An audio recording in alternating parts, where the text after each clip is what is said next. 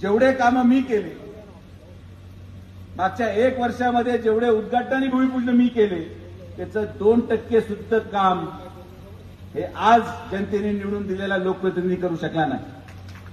ही वास्तविकता आहे. या कालावधीमध्ये माझा पराभव झाला, मी निराश नाही झालो. मी म्हटलो आपलं काम आहे. जनतेला काही अशा लोकांच्या भरोश्यावर सोडणं हे योग्य नाही. आपण जर थांबलो तर मग जनतेकडे कोण पाहणार, या भावनेतून आज आपण काम करत आहोत. आज या कॅथलॅबचं उद्घाटन आपण केलं, आमदार आणि मी मिळून.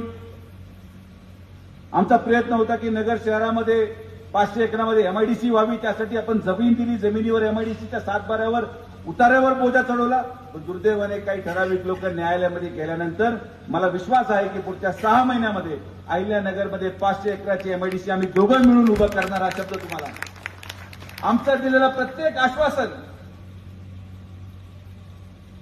हे अंतर्मनातून असतं. आमच्याद्वारे ठरवलेला अहिल्यानगर शहराचा विकास हा अंतर्मनातून असतो. मतं मागण्यासाठी किंवा आमच्या स्वार्थासाठी कुठलंही आश्वासन देऊन आम्ही आजपर्यंत कधी पळून गेलो नाही.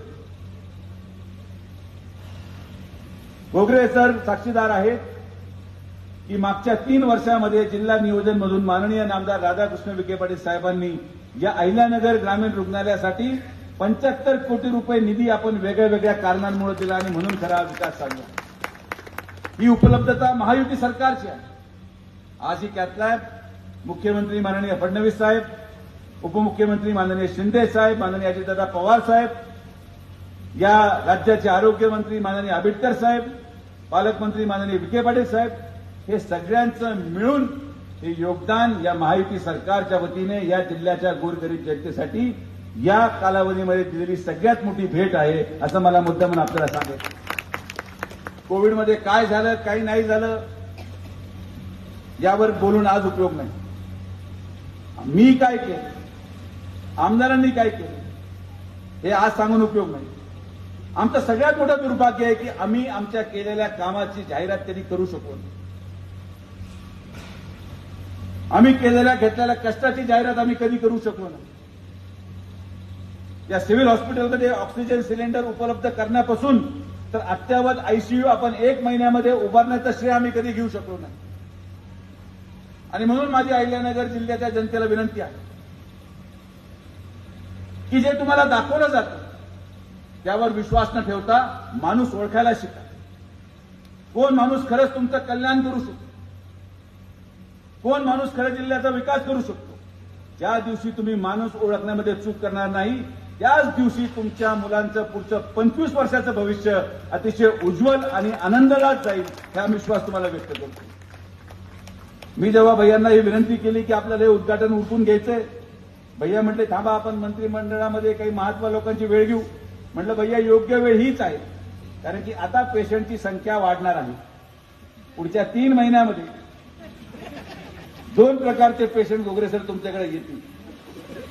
एक, ज्यांनी दिवाळीमध्ये फराळ वाटप करून देखील तिकीट न मिळणारे लोक, आणि दुसरे जे तिकीट मिळून प्रचार करत असताना निवडून येण्याची कुठलीही अपेक्षा नसताना अचानक निवडून आलेले लोक, अशा 2 प्रकारचे पेशंटची योग्य सुविधा मोफत व्हावी. कारण की ज्याच्या फराळामध्ये खर्च झालाय त्याला उपचार घेण्यासाठी खर्च नाही, म्हणून ही मोफत सुविधा. आणि जो निवडून आलाय तो पूर्ण खर्च संपून निवडून आल्यामुळे त्याला पण ही मोफत सुविधा. आमच्या दोघांच्या वतीने अहिल्यानगरच्या महानगरपालिकेच्या सगळ्या उमेदवारांसाठी आम्ही ही सुविधा करून देऊ. कालावधी महत्वाचा असतो, जिल्ह्यासाठी महत्व. धक्के 2 प्रकारचे असू शकतात, एक सुखद धक्का आणि एक दुःखद धक्का. या दोन्ही धक्क्यांमध्ये सावरण्याचं काम घोगरे सर करतील असं मला पूर्णपणे विश्वास आहे. येणाऱ्या कालावधीमध्ये हे जिल्हा रुग्णालय या अहिल्यानगर जिल्ह्याच्या जनतेच्या गोरगरीब रुग्णालयांसाठी आपण अजून अद्ययावत करायचा प्रयत्न करू. काही ठराविक लोक फक्त राजकारण करतात, काही झालं का कुठला तरी मुद्दा करून उपस्थित करायचं. म्हणजे काही झालं तरी आम्ही अहिल्यानगरचं महाविद्यालय, वैद्यकीय महाविद्यालय बाहेर जाऊ देणार नाही. अरे घेऊन कोण जातं? कोणी घेऊन चाललंय? कोणी हे म्हटलंय की आम्ही घेऊन जाणार आहोत? नसलेल्या मुद्द्याला उपस्थित करणे मुद्द्याचं राजकारण करणे. आणि म्हणून आज या व्यासपीठावर मी शब्द देतो आमदार सगळ्यात जगताप आणि पालकमंत्री नामदार राधाकृष्ण विखे पाटील साहेबांच्या वतीने की अहिल्यानगरचं पुण्यश्लोक अहिल्याबाई होळकर वैद्यकीय महाविद्यालयाची स्थापना ही नगर शहरातच होणार, दुसरीकडे होऊ शकत नाही. हा चर्चेचा मुद्दाच नाही. पण आता मुद्दे संपलेत. काहीतरी नवीन निर्माण करायचं आणि जनतेमध्ये जायचं. पण आता ती वेळ निघून गेल्यावर अहिल्यानगरची जनता ओळखायला शिकलेली आहे. अहिल्यानगरची जनतेचे डोळे उघडलेले आहेत आणि अहिल्यानगर जिल्ह्याच्या जनतेला त्यांनी केलेली चूक ही आज गल्लोगल्ली जाऊन लोकांमध्ये जाऊन जेव्हा लोक भावना व्यक्त करतात तेव्हा मला हे जाणवतं. आणि मी तेव्हाही हेच म्हणत होतो आणि आजही म्हणतो की माझा संघर्ष, माझं हे पद, माझा लोकसभा लढवण्याचा मानस हा माझ्या व्यक्तिगत स्वार्थासाठी नव्हता. आणि हाच फरक मला तुम्हाला दाखवायचा होता की आज खासदार सुजय विखे जेव्हा काम करत होता तेवढे फार कमी लोक ओळखायचे. पण आज खासदार सुजय विखेपेक्षा माझी खासदार सुजय विखेला महाराष्ट्र ओळखतं. हे सगळे तुमचे आशीर्वाद आहेत. माणसाची ओळख पदामुळे नसते. माणसाची ओळख त्याच्या कर्तृत्वामुळे असते. माणसाची ओळख त्याच्या कार्यामुळे असते. माणसाची ओळख त्याला मिळालेल्या कौटुंबिक वारसामुळे असते. माणसाला मिळालेली ओळख हे जेव्हा जनमानसाच्या कल्याणासाठी तो काम करतो त्या निर्माण झालेल्या ओळखीला कुठल्या पदाची आवश्यकता नाही. आजही मी